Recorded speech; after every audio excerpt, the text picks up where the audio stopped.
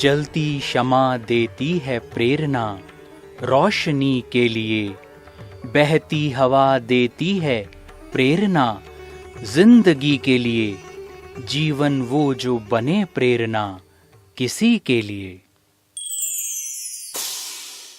प्रेरणा कार्यक्रम में आप सभी का हार्दिक स्वागत है। मित्रों, इस कार्यक्रम में हम कुछ ऐसी हस्तियों से आपको रूबरू करवाने जा रहे हैं जिन्होंने अपना संपूर्ण जीवन ईश्वरीय सेवा अर्थ अर्पित कर दिया, जिन्होंने न स्वयं अपने आप को ईश्वर के रंग में रंगा, बल्कि लाखों आत्माओं को आध्यात्म के पथ पर चलने के लिए प्रेरित किया। ये कार्यक्रम ऐसी ही महान विभूतियों को अर्पित है, समर्पित है। प्रेरणा।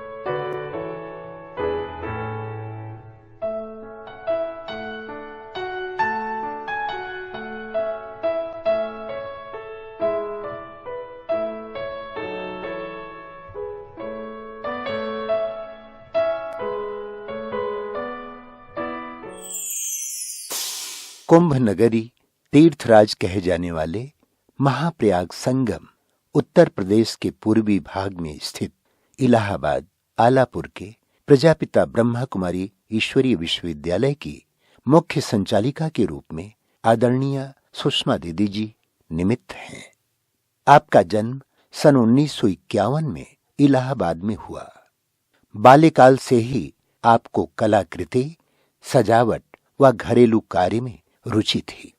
सबको सुख देना, परोपकारी भावना, सहनशीलता, संतुष्टता और निर्मल वाणी की आप धनी हैं। सन 1962 में आपको इलाहाबाद से ही ये ईश्वरीय ज्ञान प्राप्त हुआ। श्वेत वस्त्रधारणी बहनों का कुशल व्यवहार देखकर आपने भी अपना जीवन प्रभु समर्पित कर दिया। आपने लौकिक पढ़ाई बीए तक पूरी की। आपने पहली बार सन 1963 में इलाहाबाद में ही यज्ञ माता मातेश्वरी जगदम्बा सरस्वती जी से मिलने का सुअवसर प्राप्त किया। मधुबन में हुई टीचर्स ट्रेनिंग के तुरंत बाद ही आपने सन 1979 से कासगंज, कानपुर आदि सेवा स्थानों पर सेवाएं देती हुई सन 1984 से इलाहाबाद आलापुर में ही रहकर ईश्वरीय सेवाओं को निरंतर आगे बढ़ा रही। जन कल्याण व मानव चरित्र उत्थान के लिए आपने अनेक कार्यक्रम जैसे पर्यावरण जागृति अभियान, मानवीय मूल्य, स्व सशक्तिकरण, वैल्यू एजुकेशन प्रोग्राम आदि का आयोजन किया। वर्तमान समय एक सेवा केंद्र, 3 गीता पाठशालाओं सहित 100 से भी अधिक नियमित विद्यार्थी अपना जीवन कमल पुष्प सम पवित्र बना रहे हैं। मैं बचपन से ही भक्ति करने में बहुत रुचि रखती थी, भगवान के प्रति प्रेम शुरू से था। मंदिरों को सजाना, उड़ाना, गीता पढ़ना, रामायण पढ़ना, हवन करना, ये मेरी रुचिकर काम था। इसी तरह से रुचि बढ़ते बढ़ते बचपन से और आगे आए तो मेरा डेकोरेशन की ओर बहुत ध्यान गया, घर को सजाना आदि सब कुछ करना। आगे बढ़ते रहे 12 साल की उम्र में मुझे ये ज्ञान एक मेले में मिला जहाँ प्रदर्शनी लगी हुई थी। मैंने बहनों को देखा, उनके वाइट ड्रेस मुझे बहुत ज़्यादा आकर्षित लगे और मैं उनकी ओर रुचि करते हुए आगे बढ़ गई। ज्ञान सुना, ज्ञान भी अच्छा लगा। सेंटर पर पहुंची, सेंटर भी साफ सुथरा, एकदम वाइट ड्रेस देखकर मुझे बहुत अच्छा लगा। इसलिए मैं बहुत खुश हुई कि ये मेरी मनपसंद जगह है। मैंने कहना शुरू किया कि मुझे तो ऐसा बनना है, ऐसा ही रहना है, मुझे तुम्हारी दुनिया नहीं चाहिए। तो माँ बाप ने इसका बहुत विरोध किया, बोला अरे ये कैसे हो सकता है, तुमको ये लोग बहका रहे हैं, ये लोग फिर सामने का कहीं कुछ नहीं करते हैं। फिर मेरी एक नानी जी थी, मैंने उनको यह ज्ञान सुनाया और ये ज्ञान सुनकर उनको भी इतना अच्छा लगा कि वो भी रोज आने लग गई। तो मुझे एक साथ मिला कि चलो नानी जी और हम 2 जने मिलके सही गृहस्थी से एक परिवार से कोई पहुंचा। वो भी हमारी तरफ करने लगी कि हाँ ये लड़की ठीक है, इसको ऐसा बनना है तो बनने दो, क्यों परेशान करते हो। लेकिन नानी जी की बात को भी लोग नहीं मानते थे और मेरे मामा जी और मेरे पापा जी बहुत इसके विरोधी थे। तरह तरह की यातनाएं देना, जैसे कहते हैं ना बच्चों को राह पे लाना है तो उनको खाना मत दो, उन्हें पैसा मत दो, उनकी मनपसंद चीज़ें मत दो तो रास्ते पर आ जाए। मेरे साथ भी ऐसा ही हुआ, पर मैंने कहा कि मुझे दो या ना दो, खर्चे नहीं दोगे तो मेरे एक दृढ़ संकल्प हो गया कि मैं बर्तन मांजूंगी लेकिन मैं आपकी बातों को नहीं मानूंगी। मुझे भगवान जो सिखा रहा है वो मुझे सीखना है, वो मुझे बनना है, वही मुझे करना है। मैं इस दृढ़ संकल्प पर आगे बढ़ी और इस तरह से करते हुए मैंने अपनी इंटर की पढ़ाई पूरी की, बीए की डिग्री प्राप्त की और उसके बाद मैंने सर्विस की, इसलिए कि मुझे माँ बाप पर किसी भी प्रकार का भरोसा ना रहे, मैं उन पर नहीं रहना चाहती थी। और सेंटर जाने से पिताजी बिल्कुल रोकते थे। फिर वो बाद में कहने लग गए जो तपस्या करनी है घर पे करो, जो तुम्हें योग करना है घर पे करो, कोई ज़रूरी कि आश्रम पे जाके करो। मैंने उनसे कहा कि ठीक है, मुझे घर पे ऐसा वातावरण बना के दे दोगे तो मैं घर पर तपस्या करूंगी, घर पे अपने जीवन को बनाऊंगी, लेकिन मैं आपकी बातों पर नहीं मानूंगी। इस तरह से मेरा जीवन और आगे चला। पापा ने मुझे एक कमरा बना के दे दिया, मुझे अपने जीवन से जीने की छुट्टी दे दी, रसोई मेरी अलग कर दी और मैं अपनी रसोई में अपना ही खाना बनाती, बाबा को भोग लगाती और अपने जीवन को एक आश्रम बनाकर लेके चलने लग गई। इस तरह से मेरा जीवन और आगे बढ़ा। जो यहाँ बहनें थी, टीचर्स थी, वो भी हमारी तरह ही हमको इस चीज़ में सहयोग देने लग गई कि कोई बात नहीं, सेंटर बनाना कोई ज़रूरी नहीं है, लेकिन अपने ज्ञान पर चलने के लिए तुम्हें ये मदद मिल रही है, तुम्हारे माँ बाप ये सहयोग दे रहे हैं, ये बहुत अच्छी बात है। मम्मा का मेरा अनुभव था कि मम्मा इलाहाबाद आई हुई थी और हमें याद है क्योंकि मैं बहुत छोटी थी, वाइट ड्रेस का कपड़ा पहन के मैं सुबह सुबह नानी जी के साथ गई तो मुझे मेरी ब्रज पुष्पा दादी थी वहाँ, उन्होंने कहा कि बेनी लो ये फूल और मम्मा को दे आओ। तो मैंने कहा मम्मा आ गई क्या? कहती हाँ मम्मा तो ऊपर छत पे बैठी हैं। मैंने कहा अच्छा, जाड़े का समय था, मम्मा ऊपर थी। मैं सीढ़ी पर फटाफट चढ़ के गई और एक गुलाब का फूल लेकर गई और मम्मा को कहा मम्मा आपके लिए एक गुलाब का फूल है। बोली तुम लाई हो फूल? मैंने कहा हाँ मम्मा। तो बोली फूल लाना है या तुम्हें फूल जैसा बनना है? तो मैंने कहा मम्मा अगर आप कहेंगे तो हम आपके जैसे फूल जैसा भी बनेंगे। तो मम्मा ने मेरे सर पर हाथ रखा और इतना अच्छा वो अनुभव रहा कि मुझे आज तक वो बात भूल नहीं सकती कि मम्मा ने मुझे क्या वरदान बिल्कुल गोद में समाकर बहुत प्यार दिया था।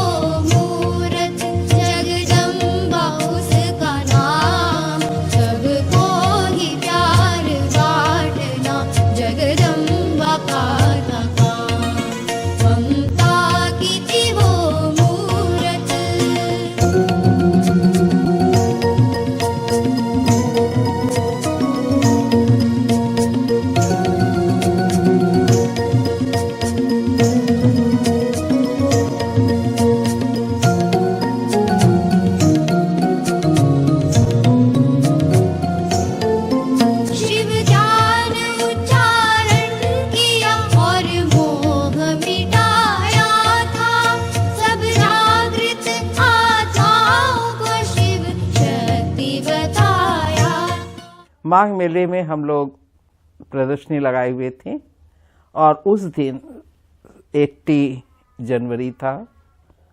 हम सब ने सुबह सुबह प्रभात फेरी निकाली थी। पूरे माघ मेले में घूमकर प्रभात फेरी अपने ही रूम पर, अपने ही कुटिया में पहुंचने ही वाले थे कि एकाएक लोगों ने खबर किया कि शांत हो जाओ, नारे नहीं लगाओ। तो सब लोग बिल्कुल चुप हो गए, क्या बात हो गई। फिर पता लगा कि नारे नहीं लगाओ, बाबा ने शरीर छोड़ दिया है। हम सब वहाँ से बहुत धीरे धीरे फिर अपने उसमें आए, कुटिया में, और बाहर चद्दर बिछाया गया। सभी लाइन से उस पर बैठते गए और योग चलने लग गया। उस समय हमारे बीच हमारी दीदी थी, मनमोहनी दीदी। वो उस समय माघ मेले में ही थी। माघ मेले में दीदी ने आके हम लोगों को बताया कि देखो बाबा ऐसे है और बाबा कहीं गया नहीं है, तुम सब ज़्यादा परेशान नहीं हो, मैं जाती हूँ, बाबा को लेकर वापस आऊँगी। हम सबको ऐसे सतौना देकर दीदी ने हम सबसे छुट्टी ली थी मेले में, और दीदी यहाँ से फिर मधुबन पहुँची थी। वो भी दिन मुझे याद है कि हम सब के लिए वो दिन कितना भारी था जब बाबा ने शरीर छोड़ा था। तो मैं अपने आप से कहती गई कि बाबा आप तो शरीर छोड़ दिए, मुझसे मुलाकात नहीं करके गए, मैं आपसे कैसे मुलाकात करूं। मैं रोज़ सुबह 4 बजे उठूं, कहूं बाबा आपने तो शरीर भी छोड़ दिया, अब मुझे आने का मौका भी नहीं दिया, मैं आपसे कैसे मिलूं। तो एक दिन का वाकया है कि मैं अमृत वेले बाबा से बैठे ऐसे ही बतिया रहे थे, तो बाबा ने कहा, बच्ची किसने कहा कि मैं गया हूँ, मैं तो तुम्हारे साथ हूँ, रोज़ तुमसे बात भी करता हूँ, फिर भी तुम कहती हो कि मैं चला गया, देखो मैं तुम्हारे सामने हूँ ना। तो बाबा ने मुझे उस दिन बहुत प्यार दिया। तब से मुझे लगा कि नहीं, बाबा कहीं गया नहीं है, बाबा मेरे साथ है और मैं बाबा से मिली हूँ। मुझे बिल्कुल एकदम अनुभव में आ गया कि नहीं, बाबा से मैं मिल चुकी हूँ। आज भी देते हो बाबा पालना साकार की, आज भी देते हो बाबा पालना साकार की। भर के जाते सब यहाँ से झोली तेरे प्यार की, आज भी देते हो बाबा पालना साकार की, आज भी देते हो बाबा पालना साकार की। बच्चों के ऊपर हर पल तेरी ही छत्र छाया है,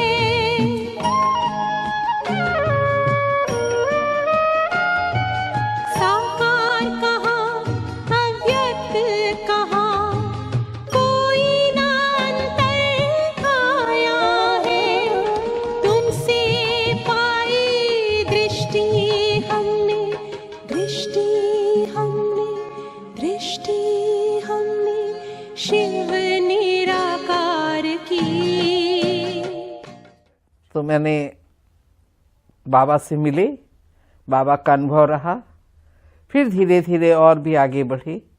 तो मुरली की ये पॉइंट आती रही कि हमको दान देना है। तो मैंने कहा ये तो दान पापा के पैसे का नहीं देना है। तो फिर हुआ कि नहीं, सर्विस करनी है। मैंने डिग्री जिस दिन हाथ में ली उसी दिन मैंने सर्विस ढूंढी और मैं ठाकुर दिन बाल मंदिर स्कूल है, मैंने वहाँ सर्विस शुरू की। सर्विस शुरू की, पहली तनख्वाह ही बाबा की शिवरात्रि पर भेजी। मुझे इतनी खुशी हुई, इतनी खुशी हुई जिसका कोई बयान नहीं कर सकती कि मैंने अपनी कमाई बाबा को दी और बाबा से कहा, बाबा मेरा जो भी है वो आपका है, जो भी मेरा है वो सब आपका है, तन भी आपका है, मन भी आपका है और धन भी आपका। उस दिन से मैंने अपने जीवन का ये लक्ष्य बनाया कि मुझे बाबा का ही बनना है, बाबा की होकर रहना है और बाबा के जीवन को देना है।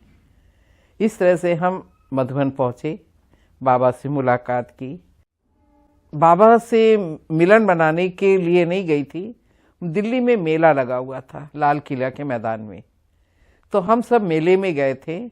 वहीं प्रकाशमणि दादी ने अनाउंस किया था, शिवरात्रि है और जो कोई आना चाहे मधुबन वो खुलेआम आ सकता है, यहाँ से जा सकता है, उसे किसी प्रकार का वो नहीं है। दादी ने कहा कि जो भी आना चाहे, यहाँ गाड़ी वो बोगी लगी है उसमें सभी पहुँच सकते हैं। तो हम लोग ने भी अपनी टीचर से कहा कि हम सबको मधुबन जाना है, इलाहाबाद के बजाय हम लोग मधुबन जाएंगे। बल्कि हमारी दीदी ने कहा कि तुम्हारे माँ बाप क्या कहेंगे, हमने कहा जो कहते बनेगा कहेंगे, लेकिन मुझे मधुबन जाना है।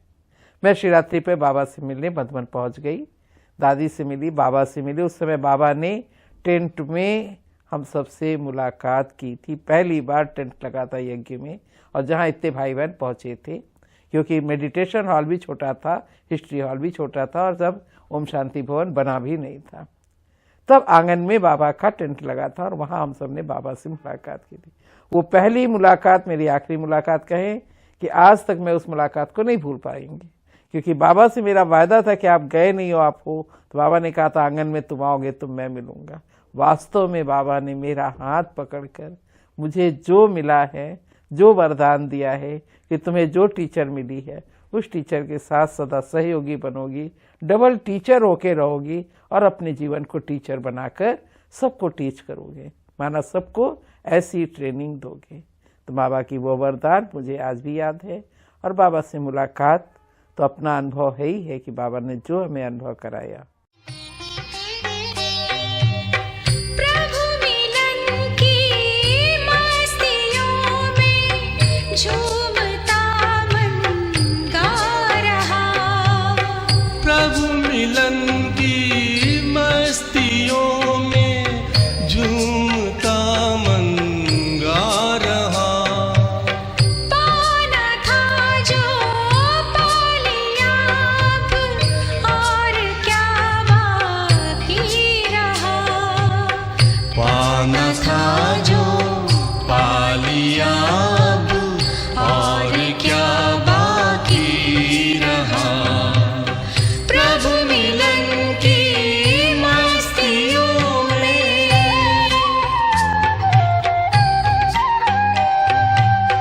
हो गया जब प्रभु ही अपना, कौन कोई गैर है।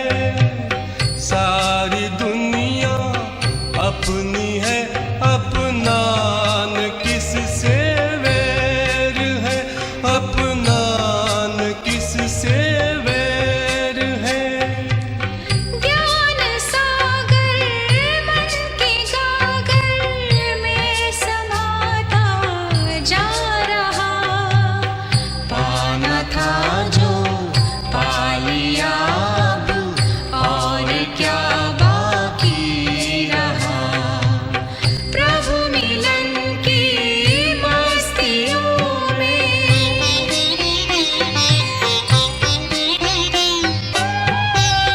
मस्ती मौलाई में है दौलत मिली प्रभु प्यार की। अब रही किस काम की ये सल्तनत संसार की। इस समय मुझे ये पुरुषार्थी सबसे ज़्यादा है कि बाबा ने कहा अंतमति सुगति। मेरी हर पल ये बुद्धि में रहता है कि बाबा मैं तुम्हें इतना याद करूं, इतना याद करूं कि मुझे आपके सिवाय कुछ भी याद ना आए, क्योंकि मेरी गति हो तो वो आपकी याद में हो।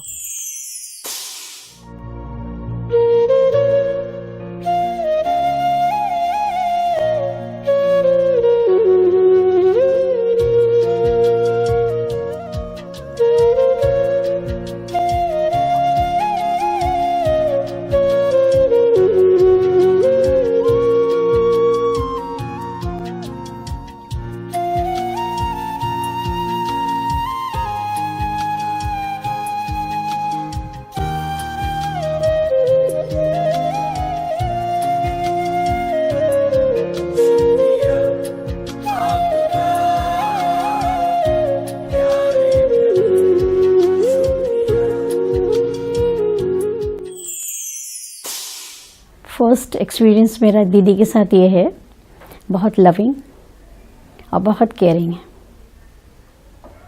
एक ये एक्सपीरियंस है। उसके अलावा कभी भी हम लोगों के व्यवहार में जैसे कुछ भी गलत हुआ या लगा ऊपर नीचे है। दीदी ने हमेशा हमें सिखाया, और सिखाया किस तरह से, स्वयं को उस रूप में ढाल के, मतलब कि जैसे अपने चरित्र से बताया कि तुम्हारा ये व्यवहार होना चाहिए, तुम्हें इस तरह से बिहेव करना चाहिए। ये दीदी से मेरा सबसे अच्छा अनुभव है। मैंने दीदी से जो खास चीज़ जो सीखी है वो ये कि हर किसी के साथ एक सा व्यवहार। हम लोग का कुछ भी व्यवहार ऊपर नीचे होगा, दीदी खुद अपने को ऐसा दिखाती हैं या हमारे सामने वो आदर्श प्रस्तुत करती हैं, बताने की ज़रूरत नहीं है। मैंने बहन जी में सबसे बड़ी खासियत ये देखी कि उनको बहुत पेशेंस है उनके ऊपर। कभी भी हलचल में मैंने नहीं देखा उनको, और कोई भी बात में, और कभी भी हम लोग को कोई प्रॉब्लम होती है तो बहुत ही सरल तरीके से उसका सॉल्यूशन बताती हैं। बहुत स्नेही स्वभाव है उनका, और उस स्नेह से हम मिलने को व्याकुल रहते हैं, आत्मिक संबंध हो जाता है हम लोग का। सहने की शक्ति मिली दीदी से, समाने की शक्ति मिली, क्षमा करने की शक्ति मिली।